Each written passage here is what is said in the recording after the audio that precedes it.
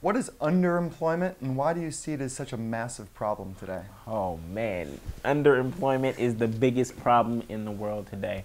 And I'll tell you why. A lot of people think unemployment is the metric for a bad economy, right? But when you look at the economy, only 10% are unemployed. And that's a lot of people, right? But when you think about it, when you look at research from Gallup and other statistics, in fact, 50% of employees are underemployed, meaning that they're not using their passions on a daily basis. They're not reaching their full potential. They're not making their highest contribution. Therefore, they're definitely not creating the most value possible for the organizations that they're in. And a lot of us don't even know how we end up on certain career paths. We just know that we're not happy there. I mean, you probably hear once a day people saying, you know, I hate my job, right? You just look at people on the subway, you know how many people hate their jobs.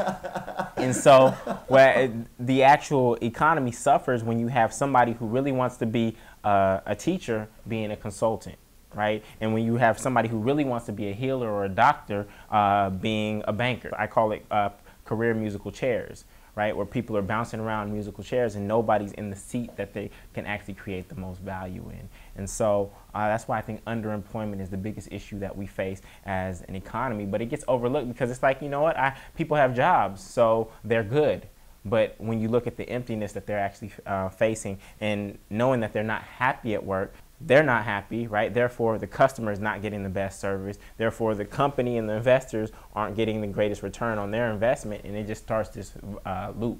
And so we have to get people aligned with their purpose and professions. So again, going back to the quote, a man who knows his why can bear almost any how. When you have somebody who is in a professional path where they are clear on their purpose and that they can be themselves in that space, that's where they're going to create the highest amount of value.